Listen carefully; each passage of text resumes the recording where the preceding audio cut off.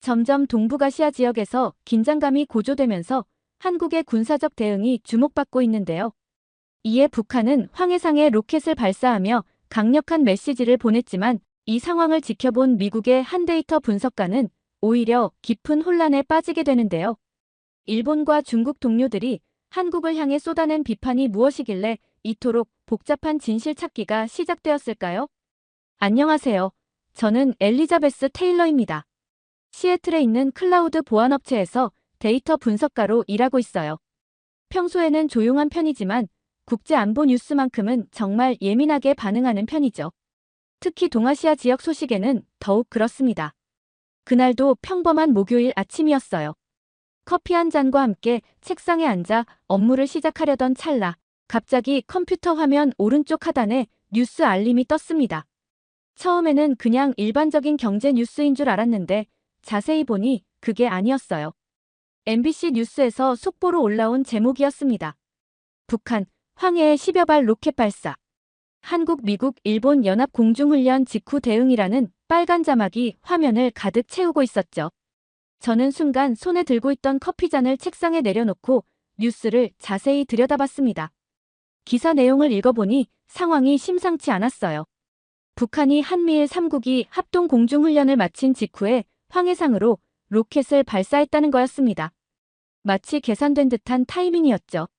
저는 속으로 생각했습니다. 한국이 훈련을 받자마자 북한이 응수한 건가? 뉴스를 더 자세히 살펴보니 이번 훈련은 단순한 정기 훈련이 아니었습니다.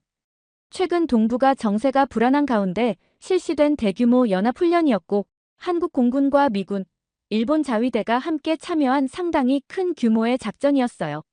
북한의 반응도 예상했던 것보다 훨씬 강했습니다. 저는 평소 안보 이슈에 관심이 많아서 이런 종류의 뉴스를 자주 접하곤 했는데 이번에는 뭔가 다른 느낌이었어요. 단순한 도발이라기보다는 좀 더 계산된 전략적인 메시지 같다는 생각이 들었습니다. 북한이 왜 하필 훈련이 끝난 직후에 로켓을 발사했을까요? 화면 속 뉴스 앵커는 침착한 목소리로 상황을 설명하고 있었지만 저는 점점 불안해졌습니다.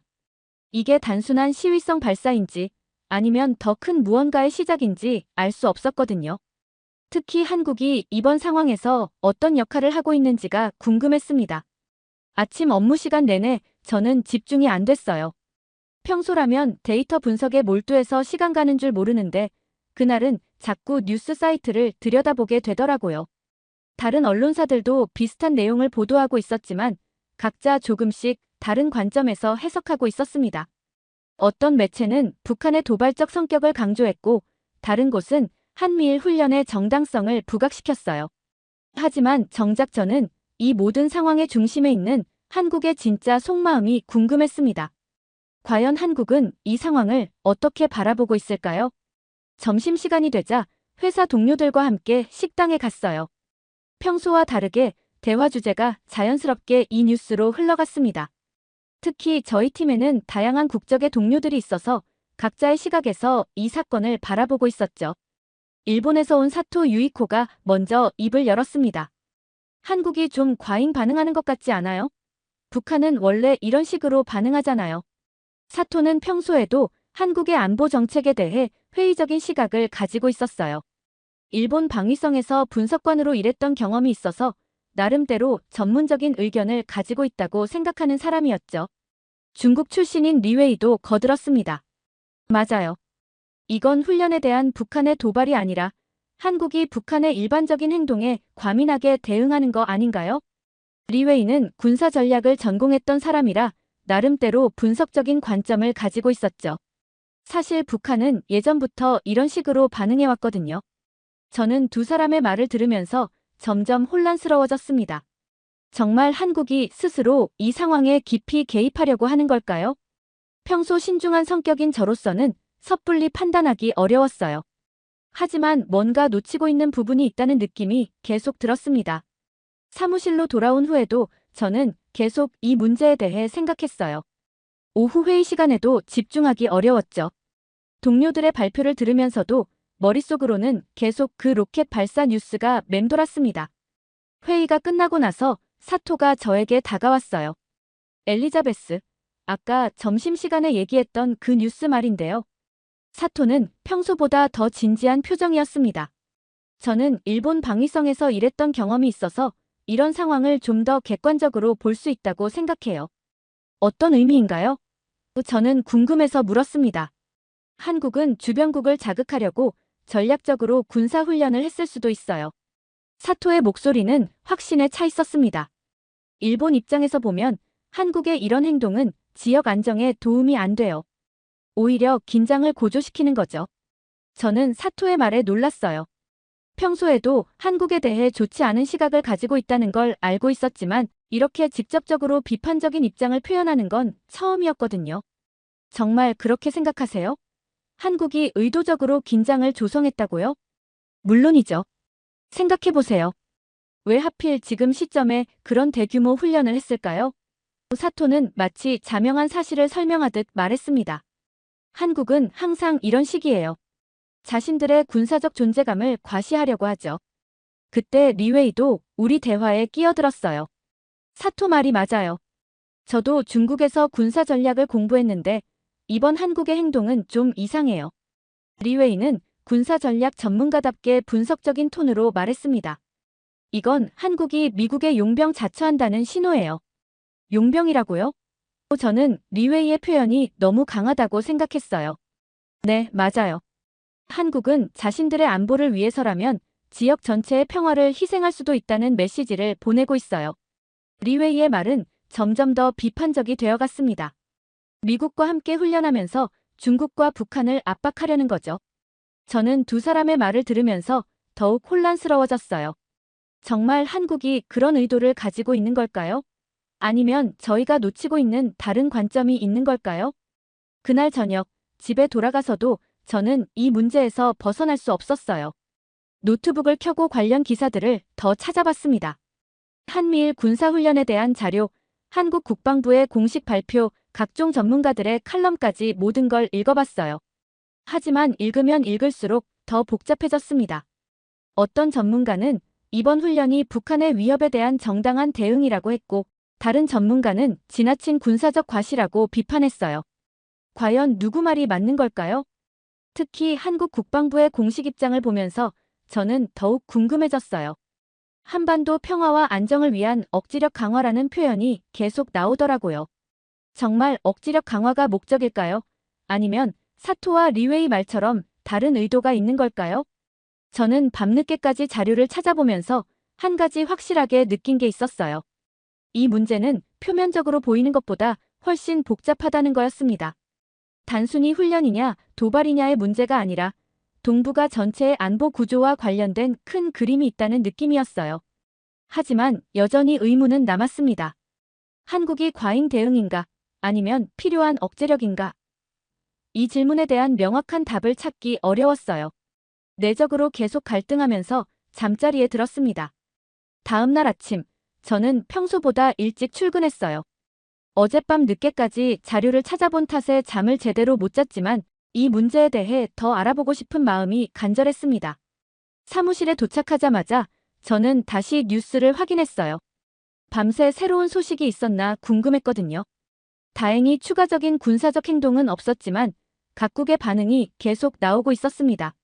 미국 국무부는 한미일 훈련은 방어적 성격이라고 밝혔고 일본 정부는 지역 안정을 위한 필요한 조치라고 했어요. 하지만 중국과 러시아는 지역 긴장 고조라며 우려를 표명했습니다. 북한은 예상대로 강하게 반발하고 있었고요. 그런데 정작 한국의 반응이 가장 궁금했어요. 한국 정부는 어떤 입장을 취하고 있을까요? 기사를 더 찾아보니 한국 국방부 대변인이 기자회견에서 이렇게 말했더라고요. 우리의 훈련은 평화 유지를 위한 억지력 확보가 목적이며 특정 국가를 겨냥한 것이 아닙니다. 하지만 이 말도 뭔가 애매했어요. 정말 특정 국가를 겨냥하지 않은 걸까요? 아니면 외교적 수사일 뿐일까요? 점심시간에 또다시 사토와 리웨이를 만났어요. 어제 대화가 워낙 인상 깊어서 저는 더 자세한 이야기를 듣고 싶었습니다. 어제 말씀하신 내용에 대해 좀 더 자세히 들어볼 수 있을까요? 사토가 먼저 대답했어요. 물론이죠. 저는 일본 방위성에서 동북아 안보 분석을 담당했었거든요. 사토는 자신의 경력을 자랑스럽게 내세웠습니다. 한국의 행동 패턴을 오랫동안 분석해왔는데 이번에도 예외는 아니에요. 어떤 패턴을 말씀하시는 거예요? 저는 구체적인 설명을 원했습니다. 한국은 항상 피해자 의식에 사로잡혀 있어요. 조금만 위협을 느끼면 과도하게 반응하죠. 사토의 목소리에는 확신이 묻어 있었습니다. 이번에도 마찬가지예요. 북한의 일반적인 행동에 과민하게 대응하면서 전체 지역을 불안하게 만들고 있어요. 리웨이도 거들었습니다. 맞아요. 한국은 자신들만의 안보를 생각하고 있어요. 지역 전체의 평화보다는 자국의 이익을 우선시하죠. 리웨이는 중국인답게 대국적 관점에서 이야기했습니다. 미국과의 군사동맹을 이용해서 중국을 견제하려는 의도가 분명해요. 저는 두 사람의 말을 들으면서 점점 더 혼란스러워졌어요. 정말 한국이 그런 의도를 가지고 있는 걸까요? 하지만 한국 입장에서는 북한의 위협이 실제로 존재하잖아요. 방어적 조치일 수도 있지 않을까요? 방어적 조치라고요? 사토가 비웃듯 말했습니다. 엘리자베스, 당신은 너무 순진해요. 이 모든 게 계산된 행동이라고요. 리웨이도 동조했습니다. 한국은 미국의 아시아 재균형 정책에 편승해서 자신들의 영향력을 키우려고 해요. 이번 훈련도 그런 전략의 일환이죠. 저는 답답했어요. 정말 그런 걸까요? 아니면 저희가 한국의 진짜 의도를 잘못 이해하고 있는 걸까요? 하지만 사토와 리웨이는 모두 해당 분야의 전문가들이고 저보다 훨씬 많은 정보와 경험을 가지고 있었어요. 그날 오후에도 저는 계속 이 문제에 대해 생각했습니다. 업무를 하면서도 자꾸 딴 생각이 들었어요. 한국이 정말 지역 안정을 해치는 행동을 하고 있는 걸까요? 아니면 정당한 자기 방어인 걸까요? 퇴근 후에 저는 다시 집에서 자료 조사를 했어요. 이번에는 좀 더 다양한 관점의 자료를 찾아보려고 했습니다. 한국 측 자료도 더 자세히 살펴봤고 미국과 일본, 중국의 공식 입장도 비교해봤어요. 하지만 여전히 명확한 결론을 내리기 어려웠습니다.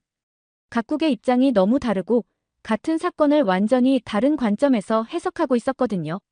저는 점점 더 깊은 의구심에 빠져들었습니다. 사흘째 되는 날 회사에서 특별한 세미나가 열렸어요. 동북아 안보 상황에 대한 전문가 토론회였는데 마침 사토와 리웨이도 패널로 참석했습니다. 저는 이 기회에 좀 더 체계적인 분석을 들어볼 수 있을 거라고 기대했어요. 세미나가 시작되자 사토가 먼저 발표를 했습니다. 최근 한반도 상황을 보면 한국의 군사적 행동이 지역 안정에 미치는 부정적 영향을 무시할 수 없습니다. 사토의 프레젠테이션은 체계적이고 전문적이었어요. 한국은 북한의 일반적인 군사활동에 과도하게 반응하면서 불필요한 긴장을 조성하고 있습니다. 사토는 그래프와 통계를 보여주며 설명했어요. 지난 몇 년간의 데이터를 보면 한국의 군사훈련 빈도와 강도가 지속적으로 증가하고 있어요. 청중들은 사토의 발표에 집중하고 있었습니다. 특히 구체적인 데이터를 제시하니까 설득력이 있어 보였어요. 저도 처음에는 그럴듯하다고 생각했습니다. 더 심각한 문제는 한국이 이런 행동을 통해 주변국들을 자극하고 있다는 점입니다. 사토는 목소리에 힘을 주며 말했어요. 일본 입장에서 보면 한국의 이런 행동은 동북아 전체의 평화를 위협하는 요소죠. 이어서 리웨이가 발표했습니다. 중국의 관점에서 보면 한국의 최근 행동은 명백히 균형을 깨뜨리는 행위입니다. 리웨이는 더욱 강한 톤으로 말했어요. 한국은 미국의 아시아 정책에 과도하게 편승하면서 자신들의 군사적 역할을 확대하려고 해요. 이번 한미일 연합훈련은 그런 의도의 전형적인 예입니다. 리웨이의 분석은 날카로웠어요. 한국이 미국의 용병 자처한다는 신호를 보내고 있는 거죠. 자신들의 안보를 위해서라면 지역 전체의 안정을 희생할 수도 있다는 메시지예요. 청중 중 한 명이 질문했습니다. 하지만 북한의 위협은 실제로 존재하지 않나요? 한국의 대응이 정당방위일 수도 있지 않을까요? 사토가 즉시 반박했어요. 그건 한국 측의 일방적인 주장입니다. 북한의 행동은 예측 가능한 패턴을 보이고 있어요. 한국이 과민하게 반응할 필요는 없죠. 리웨이도 거들었습니다. 맞아요. 한국은 북한 위협을 과장해서 자신들의 군사력 증강을 정당화하려고 해요. 결국 미국과의 동맹을 강화해서 중국을 견제하려는 거죠. 저는 두 사람의 발표를 들으면서 점점 더 확신이 서지 않았어요. 이들의 주장이 논리적으로 들리긴 했지만 뭔가 한쪽으로 치우친 느낌이 있었거든요. 정말 한국이 그런 의도를 가지고 있는 걸까요? 세미나가 끝난 후 저는 사토와 리웨이에게 개인적으로 질문했어요. 두 분 말씀을 들어보니 한국이 정말 문제가 많은 것 같은데 혹시 다른 관점도 있을까요? 사토가 단호하게 대답했습니다. 엘리자베스, 현실을 받아들이세요. 한국은 항상 이런 식이었어요. 자신들의 이익을 위해서라면 주변국들의 우려는 무시하죠. 리웨이도 동조했어요. 한국의 행동 패턴을 보면 일관성이 있어요. 항상 피해자 행세를 하면서 실제로는 공격적인 행동을 취하죠. 이번에도 마찬가지예요. 저는 두 사람의 확신에 찬 모습을 보면서 더욱 혼란스러워졌어요. 정말 제가 너무 순진하게 생각하고 있는 걸까요? 한국에 대해 너무 우호적으로 봤던 걸까요? 그날 밤, 저는 침대에 누워서 계속 생각했어요. 사토와 리웨이의 말이 맞다면 한국은 정말 지역 안정을 해치는 존재인 거네요. 하지만 뭔가 석연치 않은 부분이 있었어요. 정말 그런 걸까요? 며칠 후, 저는 우연한 기회를 얻게 되었어요. 회사에서 워싱턴 출장이 생겼는데 마침 그곳에서 동북아 안보 관련 컨퍼런스가 열린다는 소식을 들었습니다. 저는 이 기회에 좀 더 객관적인 정보를 얻어보고 싶었어요. 워싱턴에 도착한 첫날, 저는 싱크탱크에서 주최하는 세미나에 참석했습니다. 다양한 국가의 전문가들이 참여했는데 그 중에 한국에서 온 전문가도 있었어요. 한국합참무관 출신이라고 소개된 김현우 중령이었습니다. 김 중령은 현재 국방외교관으로 일하고 있다고 했어요.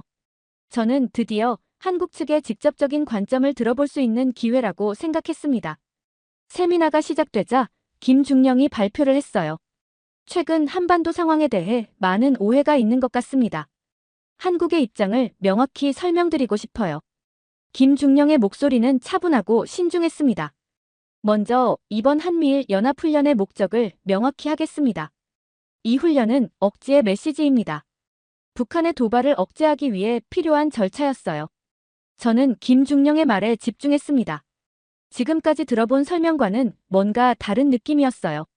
많은 분들이 한국이 과잉 반응한다고 생각하시는데 이는 상황을 제대로 이해하지 못한 것입니다. 김중령은 구체적인 자료를 보여주며 설명했어요. 북한의 로켓 발사는 단순한 실험이 아니라 우리를 시험하는 경고였습니다. 시험하는 경고라고요? 한 참석자가 질문했습니다. 네, 맞습니다. 북한은 우리의 대응 능력과 의지를 측정하려고 했어요. 김중령의 설명은 매우 논리적이었습니다.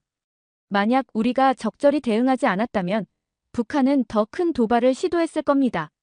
저는 김중령의 말을 들으면서 새로운 관점을 얻게 되었어요. 지금까지 사토와 리웨이의 말만 들었는데 완전히 다른 해석이 가능하다는 걸 알게 된 거죠. 한국의 훈련은 공격적 행위가 아닙니다. 평화를 유지하기 위한 억지력 확보예요. 김중령은 강조해서 말했어요. 전쟁을 피하기 위해서는 때로는 힘을 보여줄 필요가 있습니다. 세미나가 끝난 후 저는 김중령에게 개인적으로 접근했어요. 중령님, 혹시 좀 더 자세한 이야기를 들어볼 수 있을까요? 저는 이 문제에 대해 정말 궁금한 게 많아요. 김중령은 친절하게 웃으며 대답했습니다. 물론이죠. 어떤 게 궁금하세요? 사실 저희 회사 동료들 중에 일본과 중국 출신이 있는데 이들은 한국이 과잉 반응한다고 봐요. 정말 그런 건가요? 저는 솔직하게 질문했습니다. 김중령은 잠시 생각한 후 대답했어요. 그런 시각이 있다는 건 알고 있습니다. 하지만 우리 입장에서 보면 전혀 다르죠. 한국은 분단국가예요. 실제 위협이 코앞에 있는 상황이거든요. 구체적으로 어떤 위협을 말씀하시는 건가요? 북한은 핵무기를 보유하고 있고 수시로 도발을 합니다. 우리는 이런 상황에서 국민의 안전을 지켜야 해요. 김중령의 목소리에는 진정성이 느껴졌습니다. 다른 나라 사람들에게는 추상적인 문제일 수 있지만 우리에게는 생존의 문제예요. 저는 김중령의 말을 들으면서 뭔가 깨달음을 얻은 기분이었어요. 지금까지 저는 이 문제를 너무 객관적이고 거리감 있는 시각에서만 봤던 것 같아요. 그렇다면 이번 훈련의 진짜 목적은 뭐였나요? 간단합니다. 북한에게 메시지를 보내는 거예요. 우리는 준비되어 있다. 함부로 도발하지 말라는 메시지죠. 김중령은 차분하게 설명했어요. 이게 바로 억지력의 개념입니다. 다음 날, 저는 김중령이 주선해준 한국 국방부 브리핑에 참석할 수 있었어요. 그곳에서 저는 이번 상황에 대한 더욱 상세한 정보를 얻게 되었습니다. 브리핑을 담당한 국방부 관계자는 이렇게 설명했어요. 이번 북한의 로켓 발사는 우연이 아닙니다. 우리의 훈련 일정을 정확히 파악하고 계획한 대응이었어요. 어떻게 그걸 확신할 수 있나요? 한 기자가 질문했습니다. 북한의 발사 시점과 방향, 그리고 발사 직전의 통신 활동 패턴을 보면 명확합니다. 관계자는 구체적인 데이터를 제시했어요. 이들은 우리의 대응을 유도하려고 했던 거죠. 저는 이 설명을 들으면서 충격을 받았어요. 지금까지 저는 북한의 로켓 발사를 단순한 반응으로만 생각했는데 실제로는 훨씬 계산된 행동이었던 거네요. 그렇다면 한국의 대응은 어떤 의미였나요? 우리는 북한의 의도를 정확히 파악하고 적절히 대응했습니다. 과잉도 과소도 아닌 정확한 수준의 메시지를 보낸 거죠. 관계자의 설명은 매우 설득력이 있었어요. 브리핑이 끝난 후 저는 김중령과 함께 커피를 마시며 더 깊은 대화를 나눴어요. 중령님, 솔직히 말씀드리면 저는 지금까지 한국에 대해 잘못 알고 있었던 것 같아요. 김중령은 이해한다는 표정으로 고개를 끄덕였습니다. 당연합니다. 외부에서 보면 우리의 행동이 과격해 보일 수 있어요. 하지만 우리가 처한 현실을 이해하면 다르게 보일 거예요. 어떤 현실을 말씀하시는 건가요? 한국은 세계에서 유일한 분단 국가 중 하나예요. 휴전선 너머에는 핵무기로 무장한 적대국이 있죠. 김중령의 목소리에는 무거움이 느껴졌습니다. 이런 상황에서 우리가 할 수 있는 건 억지력을 유지하는 것뿐이에요. 억지력이라는 게 구체적으로 뭔가요? 상대방이 공격하면 큰 대가를 치르게 될 거라는 확신을 주는 거예요. 김중령은 쉽게 설명해줬어요. 그래야 상대방이 함부로 행동하지 않죠. 저는 김중령의 설명을 들으면서 점점 이해가 되기 시작했어요. 한국의 행동이 공격적인 게 아니라 방어적인 거였던 거네요. 그렇다면 일본과 중국의 우려는 어떻게 보세요? 김중령은 잠시 생각한 후 대답했어요. 이해할 수 있습니다. 하지만 이들도 자국의 이익을 우선시하는 관점에서 보는 거죠. 한국의 안보 강화가 자신들에게 불리할 수 있다고 생각하는 거예요. 그럼 결국 관점의 차이인 건가요? 어느 정도는 그렇죠. 하지만 객관적 사실은 명확해요. 한국은 평화를 원하고 그 평화를 지키기 위해 필요한 조치를 취하고 있을 뿐이에요. 워싱턴에서의 마지막 날, 저는 김중령의 초청으로 한국 훈련 현장을 간접 체험할 수 있는 시뮬레이션에 참여했어요. 펜타곤 근처의 한 시설에서 진행된 것이었는데 실제 훈련과 유사한 상황을 체험해 볼 수 있었습니다. 시뮬레이션이 시작되자 저는 긴장감을 느꼈어요. 화면에는 한반도 지도가 나타났고 북한 지역에서 미사일 발사 징후가 포착됐다는 메시지가 떴습니다. 한미일 연합지휘부는 즉시 대응 방안을 논의하기 시작했어요. 적의 의도를 파악해야 합니다. 단순한 시위인지 실제 공격 준비인지 판단이 필요해요. 시뮬레이션 속 한국군 지휘관이 말했습니다. 우리의 대응도 신중해야 합니다.